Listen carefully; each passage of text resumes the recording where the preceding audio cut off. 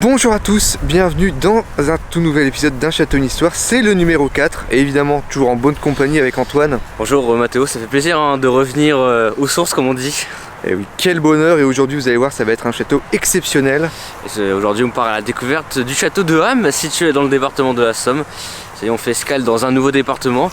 Alors Mathéo, pour replacer le contexte géographique rapidement, le château de Ham situé à 20 km au sud-ouest de Saint-Quentin, 20 km au nord de Noyon et 20 km au sud de Péronne. Donc voilà, c'est un château plutôt accessible pour le grand public, situé non loin de Ham.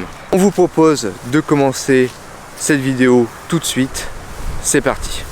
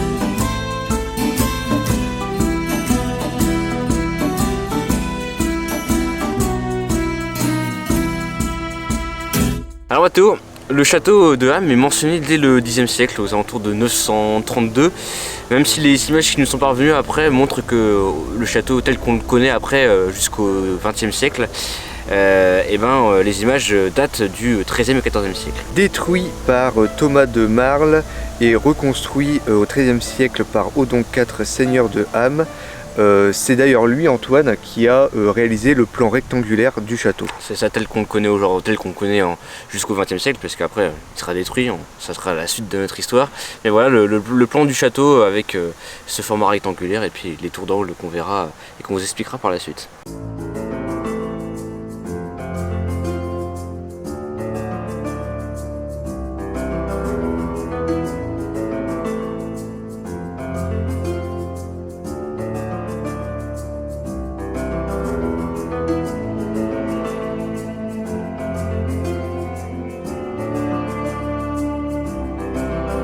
En 1380, Enguerrand VII, seigneur de Coucy qui a lui-même aménagé le château, acquiert la seigneurie à Jeanne de Ham et Marie, la fille d'Enguerrand VII, la cède en 1400 à Louis d'Orléans. Et Louis d'Orléans d'ailleurs, Mathieu, qui possédait aussi le château de Coucy, décidément. Ça renvoie à notre première vidéo d'Un Château, une histoire. Mais... C'est vrai que les châteaux en soi se regroupent, alors qu'en plus on n'est même pas dans le même département, c'est ça non, qui est on n'est pas dans le drôle. département, on n'est pas très loin non plus, de Coucy on est allé à 40 km, c'est pas si loin. Donc c'est vrai que à l'époque c'était normal que ces personnalités éminentes du royaume de France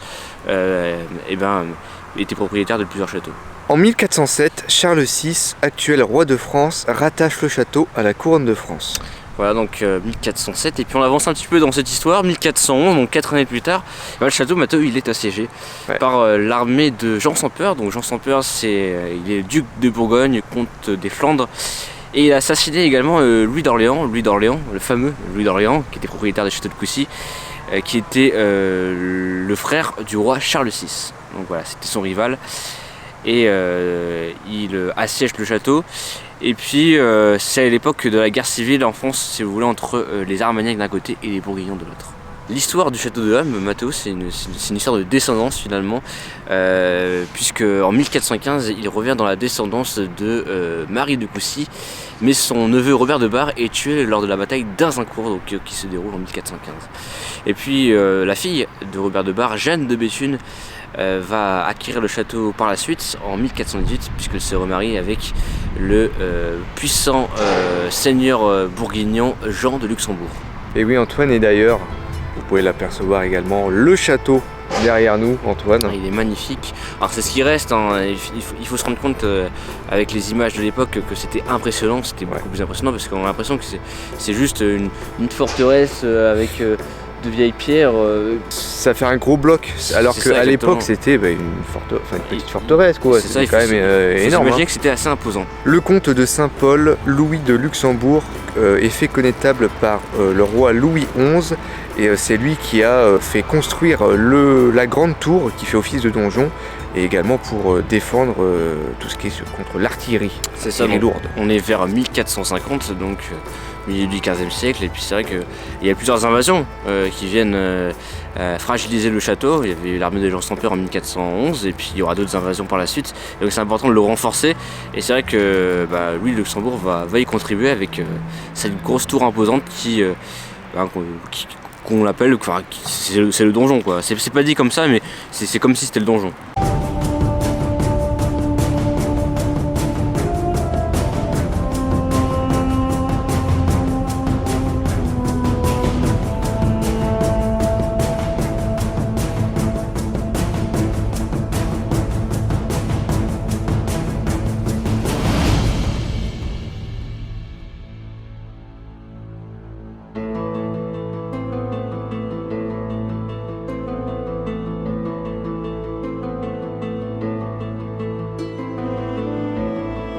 Mathéo, on finit cette histoire du château, alors même si l'histoire est très longue.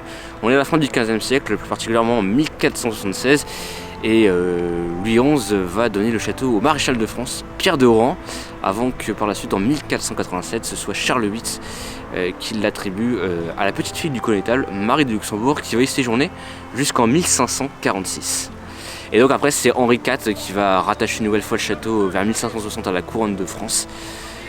Et il y aura une nouvelle invasion, notamment par l'armée de Philippe II d'Espagne en 1557. Mais le château continuera malgré tout à être renforcé avec Vauban, l'architecte Vauban, qui a aménagé plusieurs ouvrages. L'architecte et ingénieur Vauban qui au XVIIe siècle va renforcer l'édifice. Je vais maintenant vous parler un petit peu de l'architecture du château.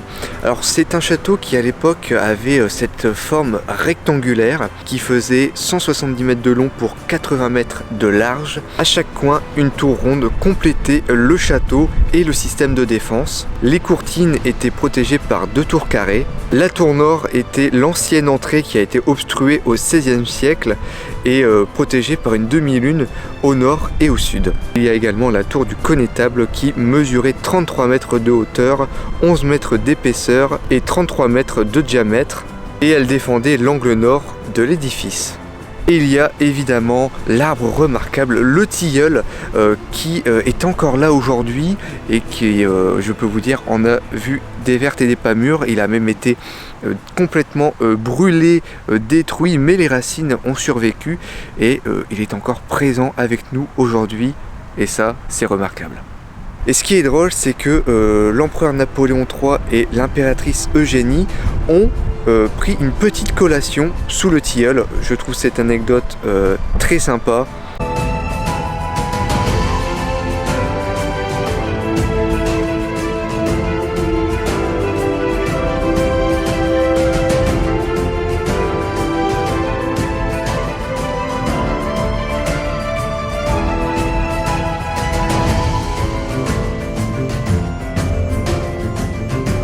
Nous sommes devant les ruines du château de Ham, donc de ce qu'il reste de cette forteresse.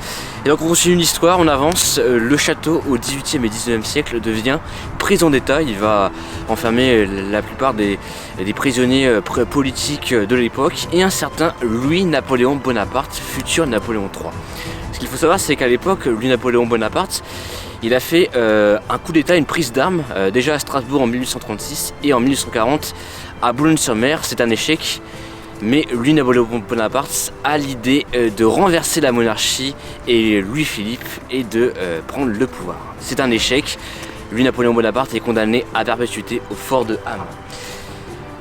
Il avance, pendant sa période d'emprisonnement, il reçoit la visite de nombreux intellectuels, Alexandre Dumas, Georges Sand, Chateaubriand, et il jouit quand même de conditions assez correctes. Il a à sa disposition une salle de bain, une bibliothèque, et il va notamment écrire un ouvrage d'inspiration socialiste, c'est de l'extinction du paupérisme, qui sera publié en 1844. Napoléon Bonaparte se veut défendre la cause des ouvriers.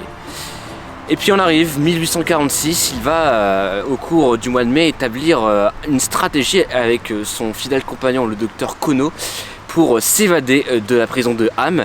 En fait, il va s'habiller avec un vieil habit de l'époque, il va se mettre du cirage sur son visage, c'est une histoire absolument folle.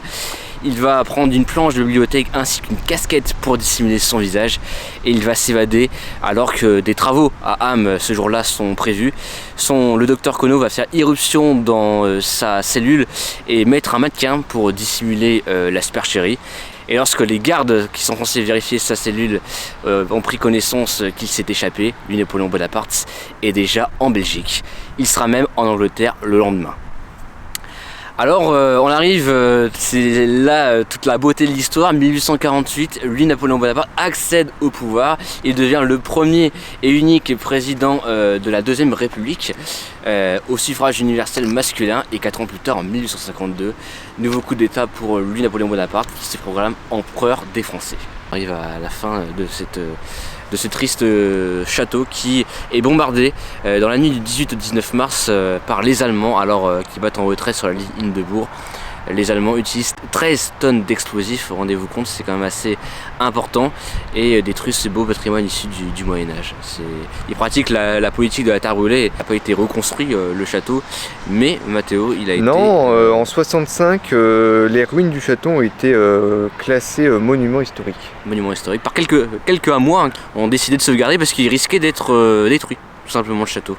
Et justement, c'est à partir de 1977 qu'il y a une association qui a été créée qui s'appelle les Amis de Ham. C'est un petit peu, Antoine, encore une fois comme Coucy-Château, préserver ce site, créer des animations, des rendez-vous culturels autour de l'histoire du château avec voilà, des scènes historiques, des costumes.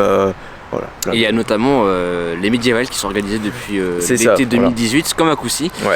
Et il y a également d'autres chantiers de réhabilitation ainsi que la ville de Ham qui finance, qui continue de mettre de l'argent, d'investir pour contribuer à préserver du mieux que possible le patrimoine qu'il reste aujourd'hui, chargé d'histoire il faut le dire, et des moments forts comme cette prise de Napoléon et cette évasion totalement folle.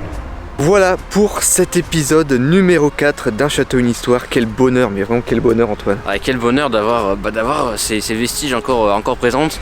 Quel bonheur d'avoir ce patrimoine toujours visible en France et puis dans ce département de la Somme. On changeait de département, peut-être l'Oise pour le prochain numéro, qui sait, Mathéo. Mais ça franchement c'est assez cool de changer de département parce que nous forcément quand on part en tournage, vraiment on part à l'aventure et c'est ça qui est vraiment...